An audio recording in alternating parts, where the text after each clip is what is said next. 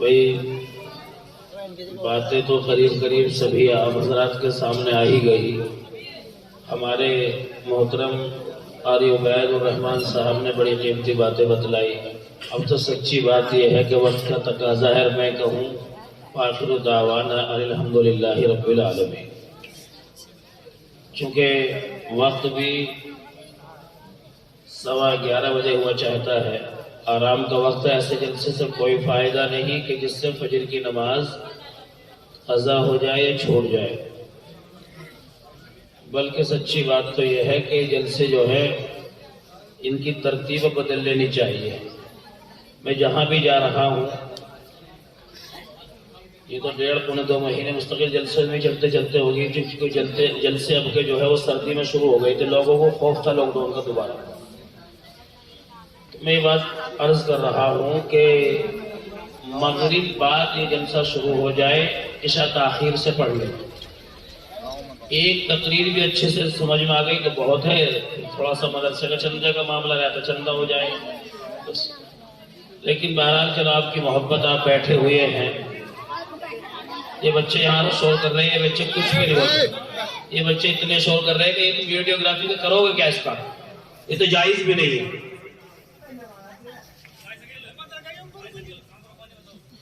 لیکن آپ لوگ محبت کی وجہ سے یہاں بیٹھے ہیں. بڑی عقیدت محبت کے ساتھ میں ماشاءاللہ بیٹھے ہیں. ہاتھ اٹھا کر کے وعدہ کر لو تو پھر انشاءاللہ میں کچھ کہوں گا. اور وعدہ یہ ہے کہ ہم ایسے ہی بیٹھے رہیں گے چاہے 10 منٹ ہو یا 20 منٹ ہو. وعدہ کریں سبھی ہاتھ اٹھا لیں اور چپ اور خاموشی سے بیٹھے بالکل خاموشی کے ساتھ.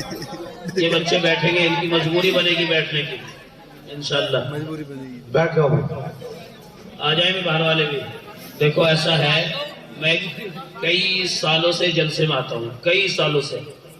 پہلی دفعہ نہیں آیا میں یہاں پہ. غالباً 6-7 سال سے آتا ہوں. اور ان حالات میں میں یہاں جلسے میں آیا تھا. میں اس کو دہرانا نہیں چاہتا تھا لیکن بتلا دوں یاد دلا دوں. یہ جھگڑا ہوا ہے جلسے میں اور پھر مجمع منتشر ہوا.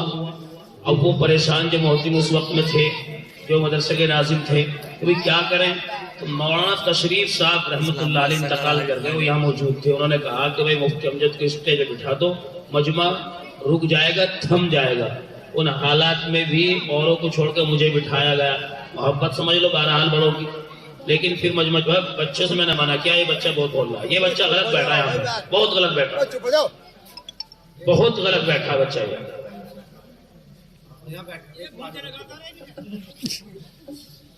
اور ماشاءاللہ آپ لوگوں نے جم کر کے سنا اور پھر چندہ بھی دیا تھا میرے یاد اچھی طریقے سے.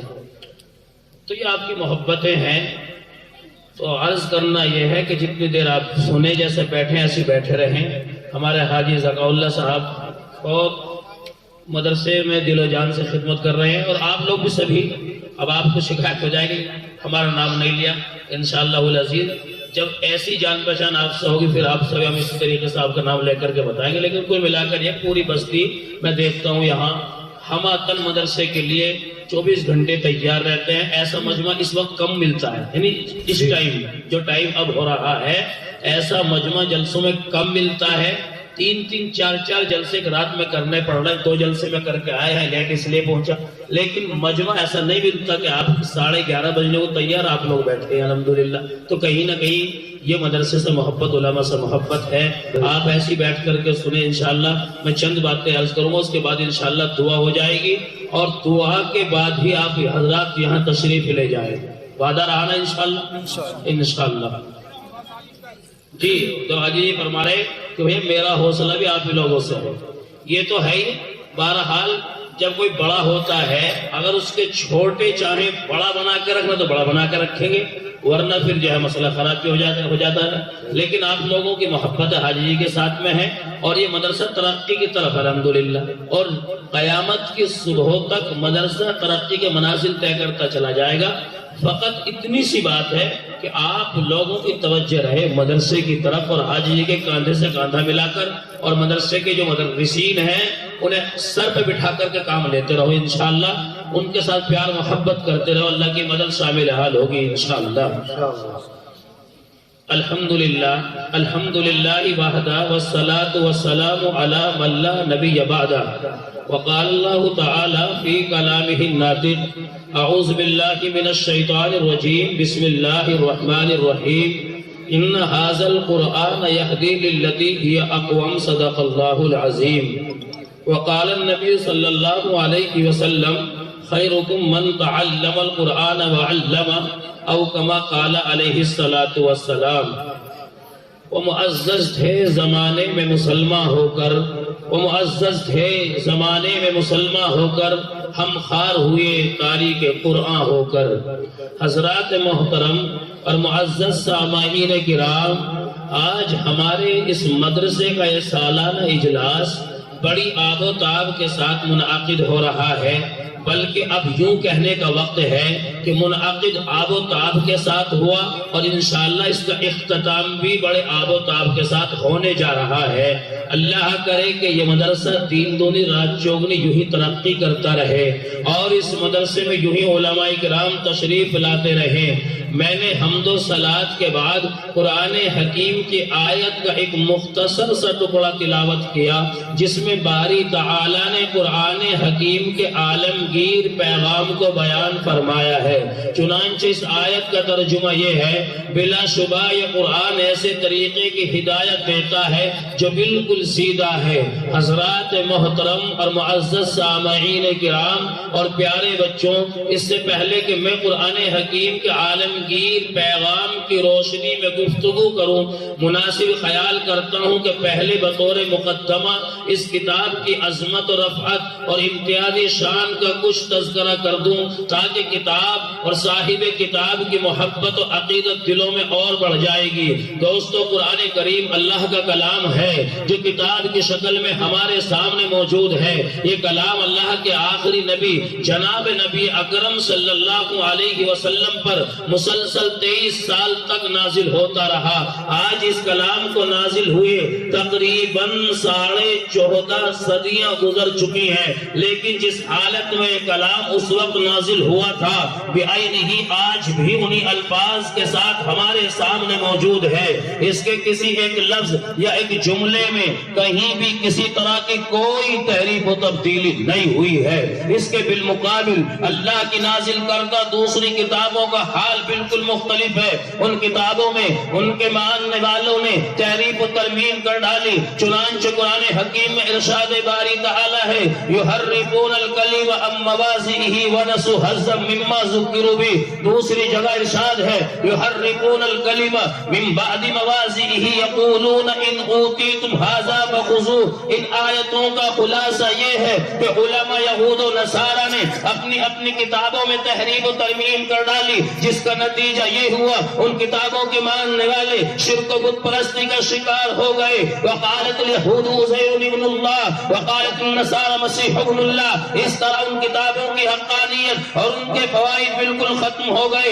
اللہ کا شکر ہے قرآن حکیم میں آج تک کوئی رد و بدل نہیں کر سکا، حالانکہ تاریخ میں اس بات کے بہت سے ثبوت موجود ہے کہ شر پسند عناصر نے حق المقدور تحریف کی کوششیں کی ہے، مگر الحمدللہ حفاظ قرہ اور علماء حضرات کی ایک بہت بڑی جماعت نے اس فتنے کو ناکام بنا دیا۔ قرآن حکیم میں اس کی وجہ بیان کی گئی ہے، فرمایا انا نحن نزلنا الذکر وانا لہ لحافظون۔ ہم ہی نے قرآن پاک کو نازل کیا، ہم اس کی حفاظت کرنے والے ہیں۔ اور مسلمانوں، نزول قرآن سے پہلے آسمانی کتابیں دنیا کے اندر نازل ہوئی، دنیا کے اندر آئی، توریت آئی ہے، زبور آئی ہے، انجیل آئی ہے، لیکن یہ تمام کی تمام کتاب اللہ ہے۔ یہ کتاب آئی ہے ڈائریکٹ سیدنا جبرائیل کتاب کی شکل میں لے کر کے آسمان سے آئے ہیں، لیکن خالص رب کا کلام کلام اللہ ہے۔ یہ براہ راست اللہ تبارک و تعالیٰ کی ذات سے نکلا ہے۔ میرے آقا نے سیدنا جبرائیل کو پڑھ کے سنایا،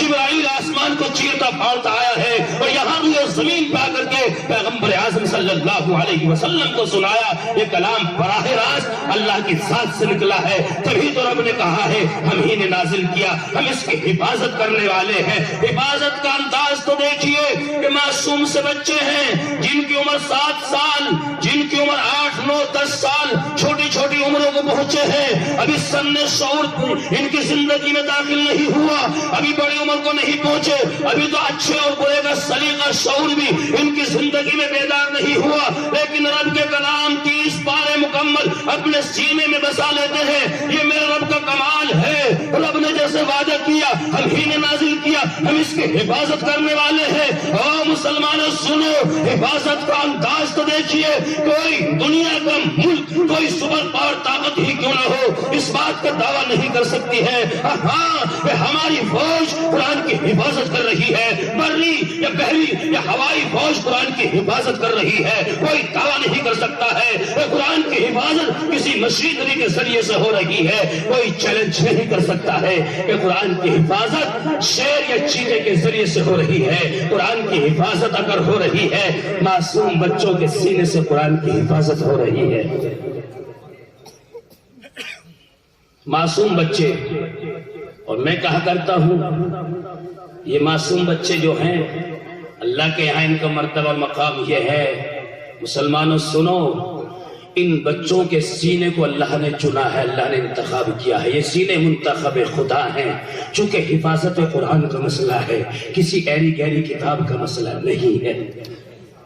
بات سمجھ میں نہ آئی تو یہ سمجھو، اگر ہمارے پاس تھوڑے سے روپیہ آ جائیں، کاروبار ہمارا اچھا چل جائے، اچانک کاروبار میں اتنا ابال آ جائے، 10 20 50 لاکھ روپے ہماری زندگی میں داخل ہو جائے، یا ہماری زمین اچانک ہائی وے کے اندر یا کسی پلان کے اندر چلی جائے، اس کا معاوضہ ہمیں ملے، اور ہم نے کبھی اپنی لائف میں اکٹھے 60 70 لاکھ روپے نہ دیکھے ہوں، اچانک 60 70 لاکھ روپے کا آفر ہمیں آئے، جانتے ہو پھر ہم کیا کریں گے؟ اپنے رشتہ داروں سے مشورہ کریں گے، اعزا اقارب سے معلوم کریں گے کون سے بینک کا لین دین اچھا ہے، نظام کون سے بینک کا اچھا ہے، ادھیکاری کون سے بینک کے اچھے ہیں، جس بینک میں ہم کھاتہ کھلوائے، ارے کون سی دولت کے لیے مشورہ کر رہے ہو، اور تحفہ کے مسلمانوں سنو، تم اس دولت کے لیے مشورہ کر رہے ہو جو فنا ہونے والی ہے، ختم ہونے والی ہے، باقی رہنے والی نہیں ہے۔ آج تم نے بینک میں 70 لاکھ روپے جمع کرائے،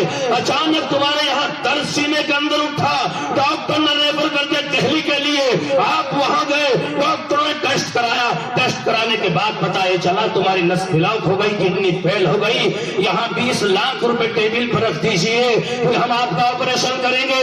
ارے وہ کل تو تو نے 70 لاکھ روپے جمع کرائے تھے، اب 40 50 لاکھ روپے تیرے اکاؤنٹ میں رہ گئے، اسی طریقے سے ایک ایک کر کے ختم ہوتے رہیں گے۔ تو اس دولت کے بارے میں مشورہ کر رہا ہے کہ بینک کا نظام کون سا اچھا ہے، اور یہی نہیں، اگر گرمی کے موسم میں 50 روپے کا 1 لیٹر دودھ تو کسی برتن میں رکھنا چاہتا ہے، ناک کے قریب لے جا کر کے برتن کو سونکھتا ہے، کہیں ایسا تو نہیں برتن کی خرابی کی وجہ سے 50 روپے کا دودھ تباہ برباد نہ ہو جائے، خراب نہ ہو جائے۔ یہی نہیں، اگر کسی باٹل کے اندر تو شہد رکھنا چاہتا ہے، 20 روپے کا شہد لے کر کے باٹل کو یوں گھما کر کے دیکھتا ہے، کہیں ایسا تو نہیں یہ باٹل خراب ہو، اس کی وجہ سے 20 روپے کا شہد خراب نہ ہو جائے۔ اور یہی نہیں، اگر کہیں سے تو نے عطر خریدا ہے، آج تیرا لباس گندا ہے، کل تجھے کپڑے بدلنے ہیں، 10 روپے کی شیشی عطر کی تو نے خریدی ہے، اپنے اس لباس پہ گندے پہ استعمال نہیں کرتا، محض اس لیے کہ کل کپڑے بدلے گا، یہ خوشبو ضائع ہو جائے گی۔ کیا خیال ہے اس بارے میں کہ تیرا وہ دولت جو فنا ہونے والی ہے، اس کے لیے بینک بھی اچھا ہو، 50 روپے کا دودھ اس کے لیے تیرا برتن بھی اچھا ہو، اور یہی نہیں وہ شہد اس کے لیے تیری شیشی بھی اچھی ہو، اور یہ جو تو نے عطر کی شیشی خریدی ہے اس کے لیے تیرا لباس بھی صحیح ہو۔ جب تجھے اتنی فکر ہے دودھ کی، اور اتنی فکر ہے شہد کی، اور اتنی فکر ہے اس دولت کی، کیا پروردگار نے عظیم الشان دولت کو کسی سینے میں اتارنا چاہا ہوگا تو کیا رب ذوالجلال نے اس سینے میں جھانک کر کے نہ دیکھا ہوگا؟ حفاظت قرآن کا مسئلہ ہے، کسی ایری گہری کتاب کا مسئلہ نہیں ہے، ضرور بھی ضرور پروردگار نے اس سینے میں جھانک کر کے دیکھا ہوگا۔ میں کہا کرتا ہوں یہ سینے منتخب خدا ہیں، ان کا انتخاب کرنے والا کوئی ایم پی نہیں ہے، کوئی ودھائک نہیں ہے، کوئی گاؤں کا پردھان نہیں ہے، بلکہ ان سینوں کا انتخاب کرنے والا خود خدا ہے، خود خدا ہے، ان کے سینوں کا انتخاب کرنے والا خدا خود ہے۔ حفاظت قرآن کا مسئلہ ہے، سیدنا عمر بن خطاب رضی اللہ تعالیٰ عنہ آقا کے پاس تشریف لائے، ہاتھ میں ایسے کچھ چھپائے ہوئے ہیں اور یہ سوچ رہے کہ پیغمبر کی نگاہ نہ پڑ جائے، سامنے بھی کھڑے ہیں۔ میرے آقا نے ارشاد فرمایا عمر ہاتھ میں کیا ہے؟ غور سے سنو، عمر ہاتھ میں کیا ہے؟ یا رسول اللہ وہ توریت کے کچھ اوراق ہیں، میں ان کا مطالعہ کر رہا ہوں۔ اتنا کہنا تھا کہ توریت کے کچھ اوراق ہیں، لکھا ہے مسلمانوں کتابوں کے اندر، پیغمبر کو جلال آیا، چہرہ سرخ ہو گیا۔ آقا نے فرمایا عمر سن، اگر آج موسیٰ زندہ ہوتے توریت کو چھوڑ کر کے قرآن کا مطالعہ کرتے، قرآن کو پڑھتے۔ عمر لرز گئے اور توبہ کی ہو گیا، رسول اللہ معاف کر دیجئے۔ یہ ہے قرآن کا مرتبہ اور مقام۔ مسلمان اپنی اولادوں کی زندگی میں قرآن کو داخل کرو۔ آج جو تنزلی کا سبب ہے، آج جو اس قوم کا گراف نیچے گرتا جا رہا ہے، صرف محض اتنی سی وجہ ہے، اور وجہ یہ ہے کہ قرآن کریم سے دوری ہو گئی۔ صحابہ کرام کی تاریخ اٹھا کر کے دیکھو، صحابہ کرام نے یہاں سے لے کر وہاں تک، وہاں سے لے کر یہاں تک اگر اسلامی پرچم کو لہرایا ہے تو کون سی طاقت تھی؟ صرف اور صرف قرآن کریم کی طاقت تھی، کلام اللہ کی طاقت تھی۔ اور یہی نہیں، ابھی ماضی قریب کے اندر مصر کا بادشاہ جمال عبد الناصر ہوا کرتا تھا۔ جمال عبد الناصر نے کارنامہ انجام دیا ہے۔ کتابوں میں لکھا ہے کہ ایک وقت وہ تھا، آج تو امریکہ سپر پاور طاقت کہلاتا ہے، اس کے مقابلے میں روس سپر پاور طاقت تھا۔ لوگ جانتے ہوں گے جو تاریخ سے وابستہ ہوں گے کہ امریکہ سے پہلے سپر پاور طاقت اگر کوئی تھا وہ روس تھا۔ روس کے ٹکڑے ٹکڑے کرا کر کے روس کو کمزور کیا گیا۔ وہاں روس کی حکومت نے جمال عبد الناصر کو خط لکھا تھا اور یوں کہا تھا آپ ہمارے یہاں تشریف لائے، ہمارے ملک میں آئے۔ سرکاری دورے پر دعوت دی گئی تھی۔ یہ جمال عبد الناصر گیا ہے اور وہاں یہ اللہ والا بادشاہ ہے، تہجد گزار ہے، تلاوت قرآن کا عادی ہے۔ جمال عبد الناصر کمیونسٹ حکومت کی دعوت پر روس گیا، اور روس جانے کے بعد جب سرکاری امور پر تبادلہ خیال ہوا، سرکاری امور پر تبادلہ خیال ہوا، وہاں کی حکومت نے 40 منٹ نکالے تھے ویٹنگ روم میں بیٹھ کر گپ شپ کرنے کے لیے۔ جب یہ فارغ ہو گئے کام کاج سے تو روس کی سپر پاور طاقت کا جو اس وقت سربراہ تھا اس نے کہا آئیے جمال عبد الناصر اب ہم اپنی گپ شپ کرتے ہیں۔ وہاں لے گیا، اللہ کی قسم گپ شپ کیا تھی یہ بھی سنو، لکھا ہے کتابوں کے اندر۔ وہ گپ شپ جی مسلمانوں سوچنے کا مقام ہے۔ جمال عبد الناصر کے سامنے چائے رکھی ہے، جمال عبد الناصر کے سامنے ناشتہ لگا دیا گیا اور یہ پیشکش کی گئی، ارے کیا جمال صاحب تم بھی مسلمان پر بنے پھرتے ہو، لو ہمارے مذہب کی کتاب کا دامن تھام لو۔ مطلب یہ ہے جمال عبد الناصر کو دسترخوان پہ بٹھا کر کے ایمان کی قیمت چکائی جا رہی تھی، ایمان کا سودا کیا جا رہا تھا۔ مسلمانوں جمال عبد الناصر کی آنکھیں آنسو سے تر ہو گئی، یہ دامن بھیگ گیا۔ جمال عبد الناصر نے رب کو پکارا، یوں کہا یا اللہ میں کہاں ہوں، میرا ایمان کی حفاظت فرما، ایمان کا سودا ہو رہا ہے، اللہ کی قسم بولی لگائی جا رہی ہے، قیمت لگائی جا رہی ہے۔ وہ کہا تھا جمال عبد الناصر ہماری مذہبی کتاب پر ایمان لے آؤ، تمہارے ملک میں ٹیکنالوجی دیں گے، تمہارے ملک کو ترقی عطا کریں گے۔ جمال عبد الناصر سوچ رہا ہے تو غلط پھنس گیا، اللہ اللہ کر کے ایمان کو بچایا، اپنے آپ کو بچایا۔ 40 منٹ ختم ہو گئے۔ جمال عبد الناصر نے گھڑی میں دیکھ کر کے کہا محترم 40 منٹ ختم ہو گئے، آئندہ پھر بات کریں گے، آئندہ پھر بات کریں گے۔ پھر سال 2 سال کے بعد ایک موقع زندگی میں آیا، چونکہ وہ سپر پاور طاقت تھی نا، آج کی بھی سپر پاور طاقت تیرے اور میرے ایمان کا سودا کرنے پہ تلی ہے۔ میں اس موضوع کو زیر بحث لانا نہیں چاہتا تھا، لیکن تمہاری محبت مجمع یہی رہے گا، مجھے جاننا پڑے گا۔ لیکن بہرحال آپ کی سماعت یہ واقعہ اس لیے میں سنا رہا ہوں، قرآن کی طاقت کیا ہے۔ ایک موقع آیا پھر، جس وقت پھر روس سپر پاور طاقت کی طرف سے خط ملا کہ جمال صاحب آپ کو ہم اپنے ملک میں کھلا تاریخ میں مدعو کرنا چاہتے ہیں، آپ کا استقبال کریں گے۔ ایک ملک کا ایک ملک سے لین دین ہوتا ہے، کاروبار ہوتا ہے، آمد و رفت کا سلسلہ ہوتا ہے، انکار بھی نہیں کیا جا سکتا چونکہ زندگی گزارنی ہے، زندگی گزارنی ہے۔ کسی ملک میں کسی چیز کی پیداوار ہوتی ہے، کسی ملک میں کسی چیز کی پیداوار ہوتی ہے، آپ بھی جانتے ہیں، اخباروں میں پڑھتے ہوں گے، کبھی کبھی ایسی دھمکی ہوتی تیل بند کر دیں گے، کبھی کبھی دھمکی دی گیس بند کر دیں گے، تو یہ ملکوں کے آپس میں لین دین ہوتے ہیں۔ جس وقت میں سپر پاور طاقت کی طرف سے دوبارہ خط ملا، اس خط کو جمال عبد الناصر نے پڑھا۔ جمال عبد الناصر نے کہا کہ مومن کی شان یہ نہیں ہے ایک سوراخ سے بار بار ڈسا جائے۔ اللہ کے نبی کی حدیث اس طرف اشارہ کرتی ہے، وہ مومن ہی کیا مومن جو ایک سوراخ سے دوبارہ ڈسا جائے۔ یہ سمجھ گئے تھے، سمجھ گئے تھے، لیکن خط ملنے کے بعد انہوں نے فوراً ٹیلی فون گھمایا، رابطہ کیا اپنے ملک کے سب سے بڑے قاری شیخ قاری عبد الباسط نور اللہ مرقدہ سے۔ یہ علماء جانتے ہیں آج بھی شیخ قاری عبد الباسط کی تلاوت اگر نیٹ پہ سنی جاتی ہے، موبائل پہ سنی جاتی ہے، اللہ کی قسم رومتا رومتا کھڑا ہو جاتا ہے۔ جس طریقے سے وہ قرآن میں ڈوب کر قرآن کی گہرائی اور قرآن کی گہرائی میں ڈوب کر تلاوت کرتے ہیں، ایمان تو تازہ ہو جاتا ہے، ایمان کی حلاوت، ایمان کی چاشنی پھر دوبارہ سے تازہ ہو جاتی ہے۔ اے مسلمانوں سنو، جس وقت میں جمال عبد الناصر نے شیخ قاری عبد الباسط کو خط لکھا، ٹیلی فون سے رابطہ کیا، تمہیں تیاری کرنی ہے، پورا تاریخ میں ہمارے ساتھ وہاں روس چلنا ہے۔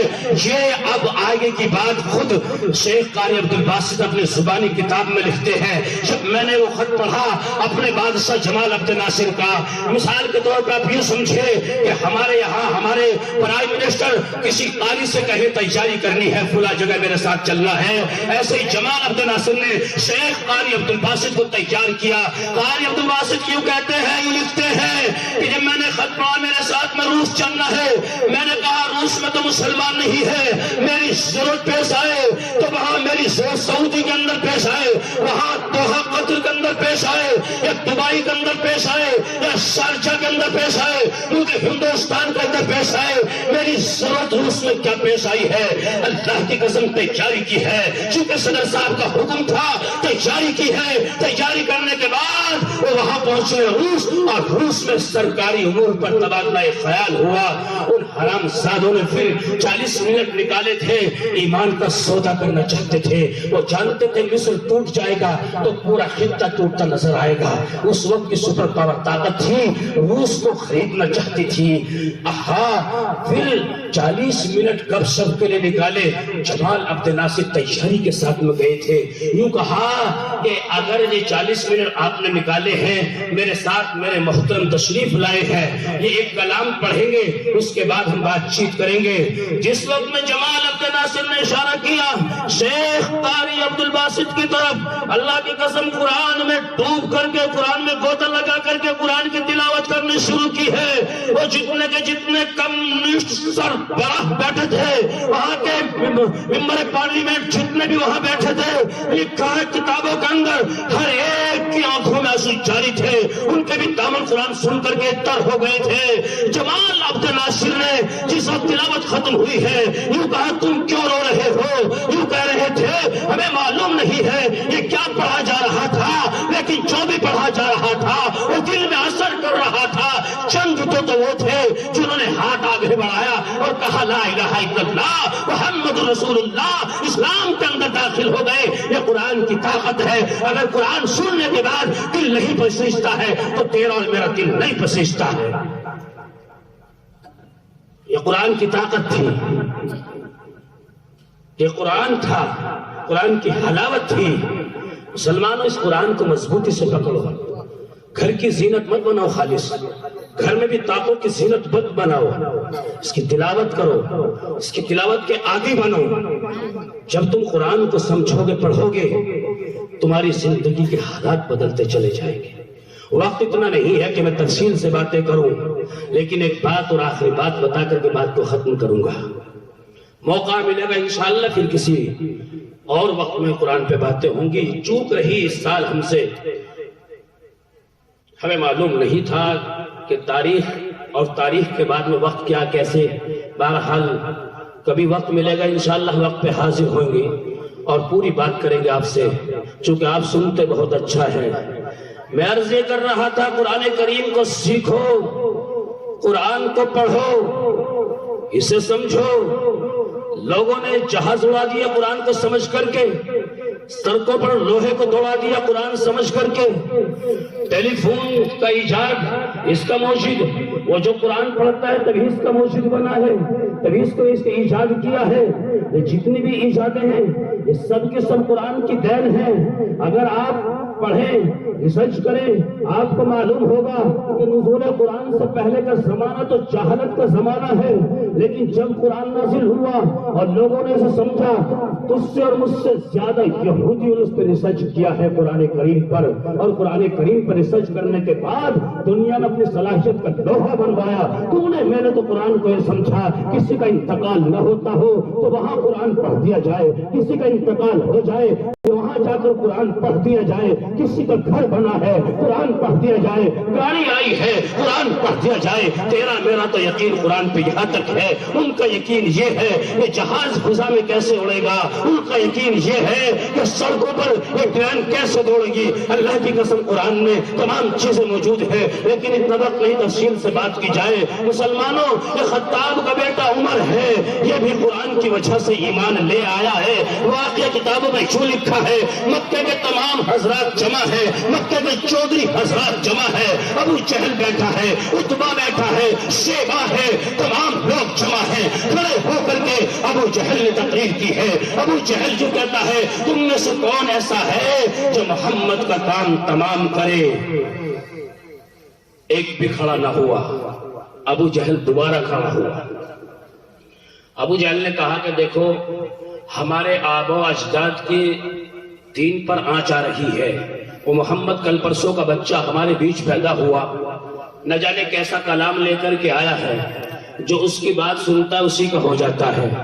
اگر ماں نے سنا تو بچوں کو چھوڑ دیا، بچوں نے سنا ماں کو چھوڑ دیا، بیوی نے سنا شوہر کو چھوڑ دیا، شوہر نے سنا بیوی کو چھوڑ دیا۔ یہ تقریر ابو جہل نے کی ہے، اور ہاتھ اٹھا کر کے آستین چڑھا کر کے یوں کہا کیا تمہاری ماں نے تمہیں اس دن کے لیے جنا تھا؟ کیا تمہاری ماں نے اس دن کے لیے تمہیں دودھ پلایا تھا کہ تمہارے آبا اجداد کے دین پر آنچ آتی رہے اور تم تماشائی بنے یہاں دیکھتے رہو؟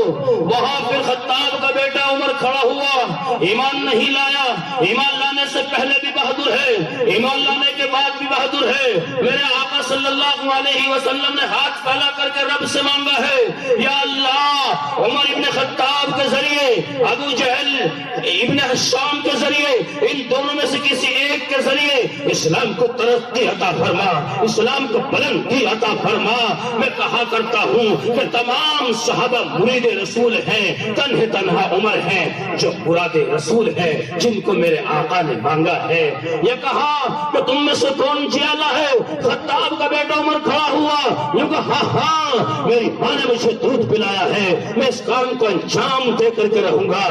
یہ کمر تھپتھپائی ابو جہل نے کہا واہ واہ شاباش عمر، تمہارے سے ہمیں امید ہے، تمہارے بازوں پہ ہمیں ناز ہے، تمہاری طاقت پر ہمیں ناز ہے، تم اس کام کو انجام دے سکتے ہو۔ یہ خطاب کا بیٹا ہاتھ میں ننگی تلوار لے کر کے چلا۔ مکے کی دوپہر ہے، مکے کا سورج مکے کی پتریلی زمین کو سلامی پیش کر رہا ہے، دھوپ تیز ہے، یہ چلا ہے تلوار ہاتھ میں لے کر کے، پیشانی سے پسینہ ٹپک رہا ہے۔ راستے میں کسی سے ملاقات ہوئی، اور ملاقات ہونے کے بعد انہوں نے کہا عمر خیریت تو ہے؟ انہوں نے کہا آج خیریت نہیں ہے، آج نہ بانس رہے گا نہ بانسری رہے گی۔ انہوں نے کہا کیا مطلب؟ یہ کہتا ہے عمر آج محمد کا کام تمام کر کے رہوں گا۔ کہنے والے نے کہا عمر شاہ اپنی بہن کی خبر لے، تیری بہن اسی محمد کی غلامی اختیار کر چکی ہے، اسی قرآن کریم پر ایمان لا چکی ہے، اسی رب پر ایمان لا چکی ہے۔ اللہ کی قسم غصے میں چار چاند لگ گئے، ادھر کو جانے کے بجائے راستہ ترک کر دیا، ادھر گئے اپنی بہن کے گھر گئے، کنڈی کھٹکھٹائی، ان کی بہن فاطمہ اور ان کے بہنوئی، یہ دونوں کے دونوں بیوی شوہر قرآن سیکھ رہے ہیں. خیرکم من تعلم القرآن وعلمت مصداق بنے ہوئے ہیں. پیغمبر کا ارشاد یہ ہے تم میں سب سے بہتر وہ ہے جو قرآن کو سیکھے اور قرآن کو سکھائے. اس حدیث کے مصداق بن کر کے قرآن سیکھ رہے ہیں. عمر نے کنڈی کھٹکھٹائی. بہن نے دروازے کے سوراخ میں جھانک کر کے دیکھا کہ بھائی جان دروازے پر ہے, ہاتھ میں ننگی تلوار ہے. اپنے شوہر کو اشارہ کر دیا چھپ جاؤ. وہ چھپ گئے اور بنت خطاب نے چورا تو ہمت کر کے دروازہ کھولا. عمر کے حالات, غصہ. لا دکھا تو کیا پڑھ رہی تھی, لا دکھا. آج کی خاتون ہوتی یا خاتون مرد بھی ہوتا بات دیکھ کر کیا کہتا ہے, کچھ نہیں پڑھ رہے تھے, ویسے کر رہے تھے. ایک آتا ویسے کر رہے تھے. کیوں؟ ایمان مضبوط نہیں, ایمان مستحکم نہیں. ان کی تعلیم, ان کی تربیت رسول اللہ صلی اللہ علیہ وسلم کر رہے تھے. مسلمانوں چرا کر ہمت کر کے بہن نے یوں کہا. بہن نے بھائی کے سامنے اپنا آپ کو سلنڈر نہیں کیا بلکہ یوں کہا جو ہم پڑھ رہے تو وہ حق ہے, وہ سچ ہے. تمہارے ہاتھ اس قابل نہیں ہے رب کے کلام کو چھو سکے, یہ تمہاری آنکھیں اس قابل نہیں ہے رب کے کلام کو دیکھ سکے, تمہاری زبان بھی اس قابل نہیں ہے رب کے کلام کو پڑھ سکے. عمر نے زوردار تماچا ایسے کر کے اپنی بہن کو مارا ہے. وہ نازک سی خاتون تھی, پھول جیسا بدن رہا ہوگا. اللہ کی قسم وہاں دیوار میں جا کر سر ٹکرایا, خون بہا ہے, پیر تک خون بہا ہے. خون اتنی مقدار میں نکل گیا کہ شکاری ہو گئی, زمین پہ بے ہوش ہو کر کے گر گئی. چرا کر ہمت کر کے ہوش آ کر کے یہ کھڑی ہوئی ہے اور کھڑی ہو کر کے یہ آستین چڑھا کر کے اپنے بھائی خطاب کے بیٹے عمر کو للکارا ہے. یہ کہا ہے عمر سن, اگر تیری رگوں کے اندر خطاب کا خون دوڑ رہا ہے, میری رگوں میں بھی خطاب کا خون دوڑ رہا ہے. ممکن ہے قرآن کی خاطر ہم جان دے دے, یہ ممکن نہیں ہے رب کا کلام ناپاک ہاتھوں میں دے دے. یہ ممکن نہیں رب کا کلام ناپاک ہاتھوں میں دے دے. عمر ٹوٹ گئے, بہت زیادہ ٹوٹ گئے. خاندانی تھے نا, خاندانی تو بہنوں کے سامنے ٹوٹ جاتے ہیں, بیٹیوں کے سامنے ٹوٹ جاتے ہیں. نالائق ہوتے ہیں نا.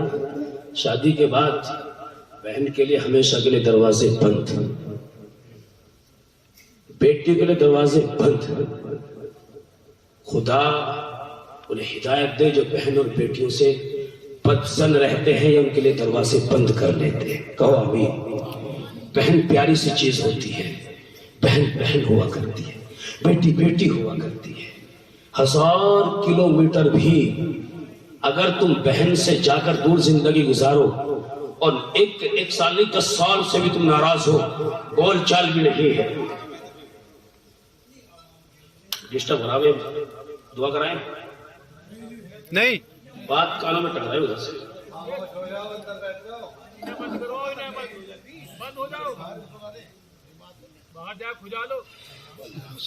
ہاں جی ایسا نچوڑ چل رہا ہے بات کا, تو دعا کراؤں گا انشاءاللہ. یہ بات طویل ہو گئی کیا بھائی, لمبی ہو گئی کیا بات؟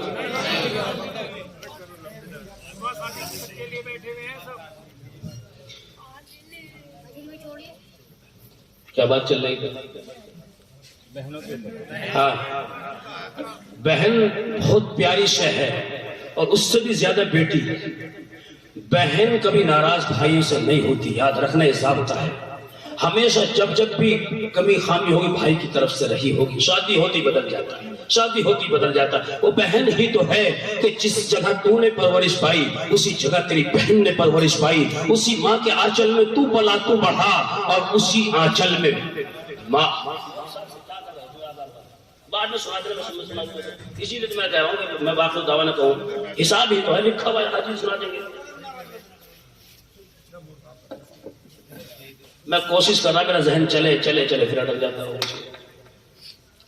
جب تقریر ہو تو پھر آدمی کی بات سننی چاہیے. حساب کتاب تو ہوتا رہتا ہے, بند کمرے میں جا کے حساب کر لو, فیصلہ تو لا کر کے آپ درود شریف پڑھیں گے.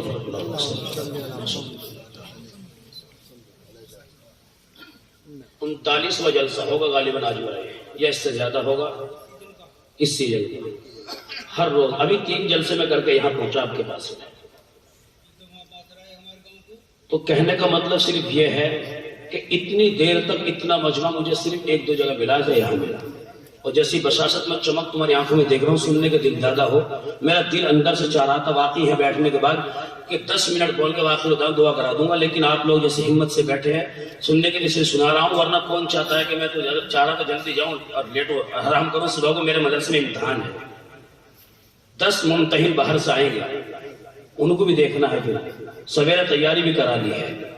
تو میں عرض یہ کر رہا تھا، بہن بہن ہوتی ہے، بیٹی بیٹی ہوتی ہے، وہ نالائق ہوتے ہیں جو بیٹیوں کے لیے دروازے بند کر لیتے ہیں، بہنوں کے لیے دروازے بند کر لیتے ہیں۔ اگر بیٹی کو کہیں اپنے میکے، بہن کو اگر اپنے میکے کا کوئی آدمی ملے، سب سے پہلے پوچھتی ہے میرے بھتیجے خیریت سے ہیں، میرے بھائی خیریت سے ہیں، میرے گھرانے کے لوگ کیسے ہیں، یہ بہن ہوتی ہے۔ اللہ تبارک و تعالیٰ نے اس خاتون کو 4 صفات دے کر کے دنیا کے اندر بھیجا ہے۔ اگر یہ کسی کی ماں ہے یہ جنت کی شکل میں ہے، کسی کی بیوی ہے یہ چاہت کی شکل میں ہے، کسی کی بہن ہے تو شفقت کی شکل میں ہے، کسی کی بیٹی ہے تو پھر یہ رحمت کی شکل میں ہے۔ جس وقت میں خطاب نے کے بیٹے نے کہا اللہ دکھا کیا پڑھ رہی تھی، جرات اور ہمت کر کے کہا تو ناپاک ہے۔ عمر سلنڈر ہو گئے، پوچھا کیا کرنا پڑے گا اس کلام کو پڑھنے کے لیے، یوں کہا کچھ نہیں کرنا پڑے گا، سامنے چلے جاؤ جو پہاڑ نظر آ رہا ہے اس کی برابر میں چشمہ ابل رہا ہے، آپ وہاں جائیں غسل کر کے آئے۔ عمر تیزی کے ساتھ میں گئے، چونکہ دل میں لگی ہوئی تھی آخر کچھ تو ہے۔ وہ بہن جو کبھی ہمت اور کبھی جرات نہیں کرتی تھی آج آنکھوں میں آنکھیں ڈال کر کے باتیں کر رہی ہے، ہمیشہ اس کی نگاہ پست رہا کرتی تھی، کچھ تو ہے۔ عمر کے دل میں لگ گئی تھی، یہ گئے ہیں غسل کر کے لوٹے ہیں، لوٹنے کے بعد آ کر کے کہا اللہ دکھا کیا پڑھ رہی تھی۔ اللہ کی قسم لکھا ہے کتابوں کے اندر کہ عمر کے ہاتھوں میں چمڑے پہ لکھا ہوا وہ قرآن کریم کا نسخہ پیش کیا گیا۔ عمر کے حالات تو بدلے تھے، عمر نے پڑھنا شروع کیا تھا، ہاں ما انزلنا علیک القرآن لتشقی، یہاں سے پڑھنا شروع کیا ہے، 8-10 آیتیں پڑھی ہیں، عمر کی دنیا بدل گئی، حالات بدل گئے۔ یوں کہا بلا شبہ بلا جھجک، یوں کہا یہ ہے اگر کلام اللہ کی تعلیم، یہ ہے آقا صلی اللہ علیہ وسلم پر نازل کردہ قرآن کریم، میں بھی اس قرآن پہ ایمان لانے کے لیے تیار ہوں، میں بھی اس قرآن پڑھنے کے لیے تیار ہوں، محمد کی غلامی اختیار کرنے کے لیے تیار ہوں۔ ان کے بہنوئی چھپے ہوئے تھے، باہر آئے، یوں کہا عمر مبارک ہو، کل اللہ کے نبی صلی اللہ علیہ وسلم نے دار ارقم کے اندر ہاتھ اٹھا کر کے کہا تھا یا اللہ، عمر ابن خطاب کے ذریعے، ابو جہل ابن حشام کے ذریعے، ان دونوں میں سے کسی ایک کے ذریعے اسلام کو ترقی عطا فرما، اسلام کو بلندی عطا فرما۔ عمر لگتا یہ ہے تمہارے حق میں دعا قبول ہو گئی۔ ان کے بہنوئی لے کے چلے ہیں دار ارقم کی طرف۔ دار ارقم کیا ہے؟ ایک مکان ہے، چھوٹا سا بند کمرہ ہے، اور اس میں ابھی اسلام گھٹنوں کے پل چل رہا ہے، یہ جوان نہیں ہوا ہے، ننھا سا پودا ہے، یہ پودا ابھی شجر توبہ کی شکل اختیار نہیں کر گیا ہے، ابھی اسلام گھٹنوں کے بل چل رہا ہے۔ کل 39 صحابہ ہیں جو میرے آقا کے ہاتھ پر ایمان لائے ہیں، جنہیں صحابی ہونے کا شرف حاصل ہے، کل 39 ہیں۔ ابھی کل حضور کے چچا ایمان میں داخل ہوئے ہیں، اور عمر ایمان میں داخل ہونے کے لیے اپنے آپ کو لائے ہیں، پیش کر رہے ہیں۔ ان کا 40واں نمبر ہے۔ اللہ کی قسم لکھا کتابوں میں کنڈی کھٹکھٹائی ہے، جب کنڈی کھٹکھٹائی ہے اور دروازے کے سوراخ میں ایک صحابی رسول نے جھانک کر کے دیکھا تو پیغمبر کی طرف یوں چہرہ کر کے کہا یا رسول اللہ، خطاب کا بیٹا دروازے پر ہے، ہاتھ میں ننگی تلوار ہے۔ اس سے پہلے کہ حضور کچھ ارشاد فرماتے تو حضور کے چچا کل ایمان لائے نا، وہی بہادر تھے، طاقتور تھے۔ اگر عمر ادھر بہادر ہے تو ادھر بہادر تھے، عمر کا جواب تھے بہادری میں۔ ایسا ہوتا ہے اس خاندان میں کوئی بہادر ہے تو اس خاندان میں اس کا جواب ہوتا ہے۔ بہرحال جس وقت صحابی رسول یوں کہتے ہیں یا رسول اللہ، دروازے پر خطاب کا بیٹا عمر، ہاتھ میں ننگی تلوار ہے، نہ جانے نیت کیا ہے۔ اس سے قبل کہ میرے آقا صلی اللہ علیہ وسلم کچھ ارشاد فرماتے، وہ حضور کے چچا بول اٹھے دروازہ کھول دیا جائے۔ اگر نیت صحیح لے کر کے آیا ہے اہلاً سہلاً مرحبا کہیں گے، خوش آمدید کہیں گے۔ اگر نیت صحیح لے کر کے نہیں آیا، اسی کی تلوار ہوگی، اسی کی گردن ہوگی۔ دروازہ کھول دیا گیا۔ عمر کے تو حالات بدلے ہوئے تھے، حالات بدلے ہوئے تھے، دل کی دنیا بدل گئی تھی. میرے آقا دو زانو ایسے بیٹھے ہیں، آقا کے زانوں پر عمر ایسے گر گئے جیسے کہ زمین پہ پیڑ سے پکا ہوا پھل نیچے گر جاتا ہے، اور یوں کہا یا رسول اللہ معاف کر دیجئے، اپنے دامن میں مجھے جگہ عطا کر دیجئے. یا رسول اللہ دیر ہو گئی، اذان کا وقت ہوا، اذان کہی گئی، اذان پڑھی گئی. عمر نے پوچھا یا رسول اللہ کیا ہم حق پر نہیں ہیں؟ تو یوں کہا آقا نے عمر کیا ہوا، ہم تو حق پر ہے. یوں کہا یا رسول اللہ یہ بند کمرے میں اذان، بند کمرے میں نماز، بند کمرے میں اس کی عبادت میں کس لیے؟ میرے آقا نے جملہ جو کہا مسلمانوں سنو، میرے آقا نے کہا عمر تیری قوم ستاتی بہت ہے، تیری قوم رلاتی بہت ہے، تیری قوم مجھے تڑپاتی بہت ہے. عمر کو جوش آیا، عمر کی حمیت جاگ اٹھی، عمر کی غیرت جاگ اٹھی. اپنی بہادری پہ ناز کرتے ہوئے عمر نے کہا یا رسول اللہ حرم کے اندر نماز ہوگی، حرم کے اندر عبادت ہوگی. سب کو لے گئے عمر، اور لے جانے کے بعد حرم کعبہ کی چھت پہ کھڑے ہو کر کے اعلان کر دیا او مکے والے سنو، اگر اپنی اولاد کو یتیم کرانا ہو، اپنی بیویوں کو بیوہ کرانا ہو، عمر ابن خطاب کے مقابلے میں آئے. یہ خطاب کا بیٹا عمر ایمان لا چکا ہے. وہاں ایک نعرہ لگا، نعرہ تکبیر. اسلام میں سب سے پہلا نعرہ وہی لگا تھا. اس نعرے کا نعرے کی ایجاد وہیں سے ہوئی تھی. مسلمانوں یہ قرآن ہے، قرآن پڑھ کے حالات اچھوں کے بدلے ہیں. یہ تو میں سناتا رہا ہوں، آپ سنتے رہیں گے انشاءاللہ. کبھی وعدہ رہا یہ حساب کتاب شاید سنائیں گے، آپ سنائیں گے. حساب نہیں سناتے؟ ناراض مت، معاف کر دینا مجھے معاف کر دینا، میں تو چھوٹا ہوں. بہرحال اس لیے میں نے کہتے ہیں چونکہ میں ایک بات بتلا رہا تھا، ڈسٹرب سے ہو رہا تھا. حاجی جی بہت بڑے آدمی، بہت بڑا دل ہے انشاءاللہ. جی دیکھو حاجی جی کتنی بڑھیا بات کہہ رہے ہیں. کیوں کہہ رہے ہیں کھانا کھا کر کے جانا، اور کھانا کھا کر جانا ہی چاہیے جو انہوں نے بنایا ہے. سمجھ رہے میری بات؟ نہیں خراب ہو جائے گا. اب تو تمہارے اندر بشاشت ہے، اور اللہ تعالیٰ تمہیں توفیق دے. پھر تہجد بھی پڑھ لینا، اور تہجد پڑھ کر کے چاہے لیٹ جانا یا عبادت کرتے رہنا. چونکہ جو ہے تہجد کا وقت، ایک چیز بتلا دو، لوگ سوچتے ہیں تہجد کا وقت اخیر رات میں جا کر کے ہوتا ہے. ایسا نہیں ہے. عشاء کی نماز پڑھی اور عشاء کی نماز سے فارغ ہونے کے بعد تہجد وقت شروع ہو جاتا ہے. یاد رکھنا اس چیز کو. وہ تو وہ افضل طریقہ ہے کہ رات کے آخری حصے میں اٹھا جائے. جو قربانی دے رہے ہیں نا، ہم نیند کو ترک کر رہے ہیں، پھر وضو کر رہے ہیں، پھر نماز پڑھ رہے ہیں، اور نچلے آسمان پہ فرشتے آ کر کے صدا لگا رہے کون ہے؟ اللہ سے مانگنے والا. لیکن کسی کو یہ خوف ہے، ڈرے کہ آنکھ نہیں کھلے گی، عشاء کی نماز پڑھ کے 4 رکعت پڑھ لے تہجد کی نیت سے، اس کی تہجد ادا ہو جائے گی. تو کھانا کھائیں اور پھر نماز پڑھیں. یہ میرا وعدہ ہے انشاءاللہ.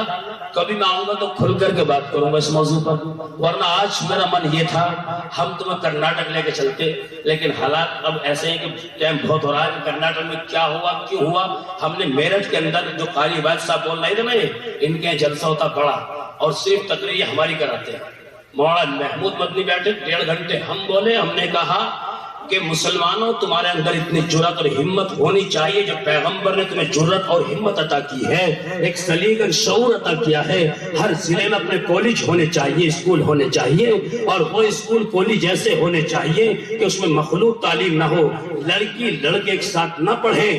لڑکیاں پڑھ رہی ہیں تو لڑکیاں ہی پڑھا رہی ہیں. اس میں سارا اشتاق اول تا آخر لیڈیوں کو ہونا چاہیے، مردوں یعنی جینس کا کوئی مطلب نہیں ہونا چاہیے. اور چاروں طرف بسیں لگا دے. مسلمانوں کے اندر تو شعور سلیقہ ہے، قرآن ان کی زندگی میں ہے، تعلیم کی اہمیت ان کی زندگی میں ہے. وہاں بسیں لگا دے، بچیاں جائیں. اگر ہماری بچی اسی طریقے سے دوسروں کے اسکولوں میں جاتی رہی، یاد رہے مسلمانوں پھر ان کی عزتیں محفوظ نہیں رہیں گی، اور تم اچھے ماں باپ نہیں کہلا سکتے. تمہاری بیٹیاں فاطمہ الزہرا کے برابر کھڑی نہیں ہو سکتی، اما عائشہ صدیقہ کے برابر کھڑی نہیں ہو سکتی. کون سی تعلیم تم دلا رہے ہو؟ بھائی بلال، یہ طے ہو چکا ہے کہ مسلمانوں کی بچیوں کی عزت کے ساتھ میں کھلواڑ کیا جائے. یہ رپورٹ اخبار میں ذرائع ابلاغ کے ذریعے میرے اور تیرے تک پہنچتی رہتی ہے. اللہ کی قسم حالات بد سے بدتر ہو رہے ہیں. وہاں کرناٹک میں کیا جرم تھا، بچی کا یہی جرم تھا نا. حجاب پہن کر کے اسکول چلی گئی تھی، لیکن وہاں درندوں نے چاروں طرف سے گھیر لیا تھا. لیکن لیکن بچی نے جرأت اور ہمت کر کے اللہ کے نام کو بلند کیا، ان کا مقابلہ کیا۔ میں نے متعدد مقامات پر یہ بات کہی ہے، اور مقابلہ کیوں نہ کرتی؟ دیکھیے اس بچی کی کون سی سرزمین سے تعلق تھا، اس بچی کا کرناٹک کس سرزمین سے تعلق تھا، وہ کرناٹک کی سرزمین ٹیپو سلطان شہید رحمت اللہ علیہ کی زمین ہے، جنہوں نے انگریزوں سے مقابلہ کرتے ہوئے اپنی جان کو دینا گوارا کیا، لیکن گردن کو ملک کی خاطر خم نہ کیا۔ ایک تاریخی جملہ کہا ہے، انگریزوں کی آنکھوں میں آنکھیں ڈال کر کے یہ بات کہی ہے کہ شیر کی ایک لمحے کی زندگی گیدڑ کی 100 سالہ زندگی سے بہتر ہوا کرتی ہے۔ اس تاریخ کو دہرایا ہے بچی نے، اللہ کے نام کو بلند کیا ہے۔ جب اللہ کے نام کو کوئی بلند کرتا ہے تو اللہ قرآن میں یوں کہتا ہے، وہ تو عز من تشاء وہ تو ذل من تشاء، عزت ہم عطا کرتے ہیں، ذلت ہم عطا کرتے ہیں۔ اور اللہ نے اس کو اتنی عزت عطا کری۔ وہ کون سی حکومت تھی جس حکومت نے پیشکش نہ کی ہو کہ بچی کو ہم پڑھائیں گے، بچی کو ہم ایوارڈ سے نوازیں گے؟ اللہ کی قدرت طاقت دیکھیے کہ بچے کی عزت میں 4 چاند لگ گئے۔ کبھی موقع رہا انشاءاللہ کھل کے بات ہوگی۔ اللہ تعالی عمل صالح کی توفیق مرحمت فرمائے۔ بڑی شدت کے ساتھ سن رہا تھا زمانہ، ہماری مجبوری، ہم سو گئے داستہ کہتے کہتے، وما علینا الا البلاغ۔